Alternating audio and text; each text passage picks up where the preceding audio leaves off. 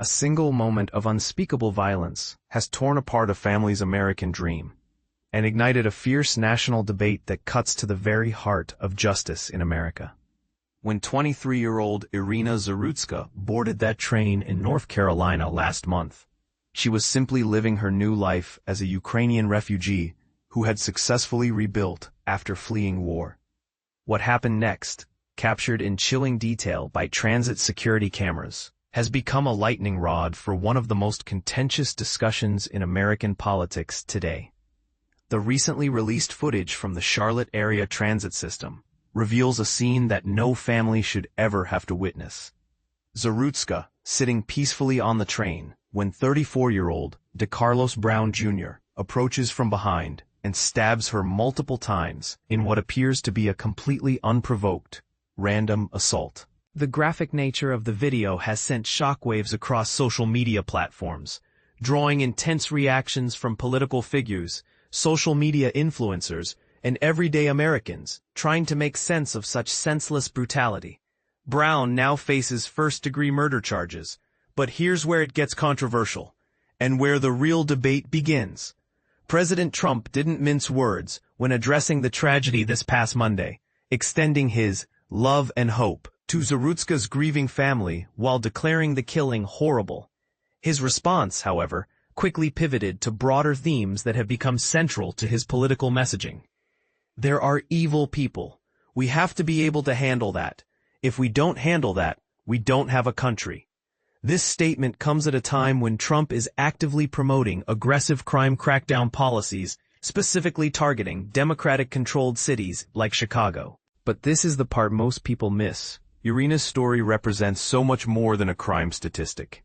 According to her family's heartfelt online obituary, Iryna had successfully escaped the devastation of war-torn Ukraine in 2022, traveling to safety alongside her mother and siblings.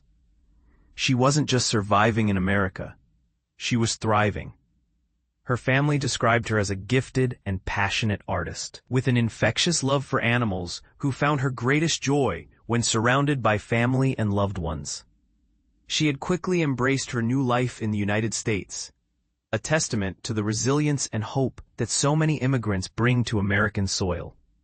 Her absence leaves a deep void, but her spirit will forever remain in the hearts of those who loved her.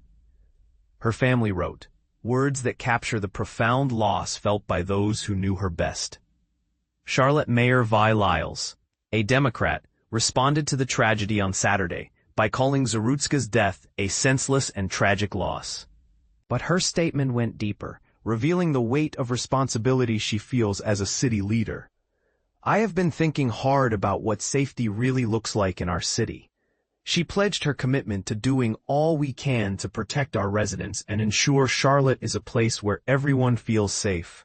North Carolina's Democratic Governor Josh Stein expressed his horror at the footage, stating he was appalled by what the video revealed. His solution? We need more cops on the beat to keep people safe. Stein has called upon the state legislature to approve a comprehensive law enforcement package designed to address vacancies in our state and local agencies so they can stop these horrific crimes and hold violent criminals accountable. And this is where the political firestorm really ignites. Republican politicians and conservative commentators have seized upon one particularly troubling aspect of this case: Brown's extensive criminal history and the fact that he was walking free despite it. According to records obtained by CNN, Brown's rap sheet includes convictions for armed robbery, felony larceny, and breaking and entering. He served 8 years behind bars for robbery with a dangerous weapon. Media reports also indicate that Brown struggles with mental health issues and was experiencing homelessness at the time of the attack. The suspect's own mother, who chose to remain anonymous when speaking to local news outlet WSOC-TV, believes this tragedy could have been prevented, a statement that raises uncomfortable questions about systemic failures. North Carolina Representative Brendan Jones, a Republican, didn't hold back in his criticism, writing on social media that Zarutska's death is the result of decades of Democrat DAs and sheriffs putting their woke agendas above public safety. Violent criminals commit crimes with impunity while families live in fear.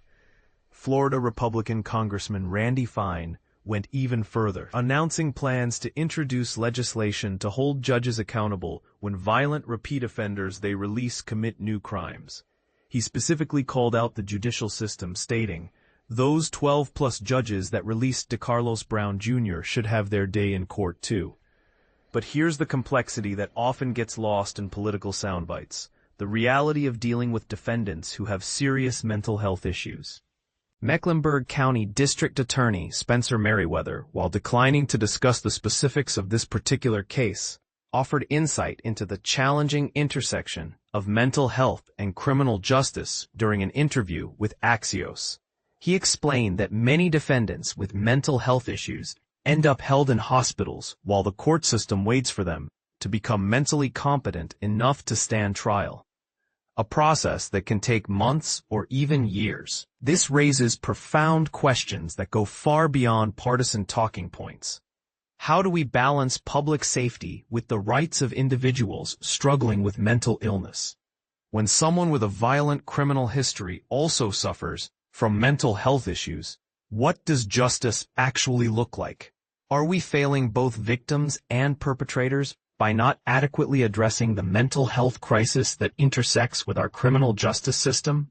The tragedy of Iryna Zarutska's death forces us to confront uncomfortable truths about the gaps in our system, gaps that exist regardless of which political party is in power. Her story isn't just about crime statistics or political messaging. It's about a young woman who survived war only to lose her life to violence on American soil. What do you think?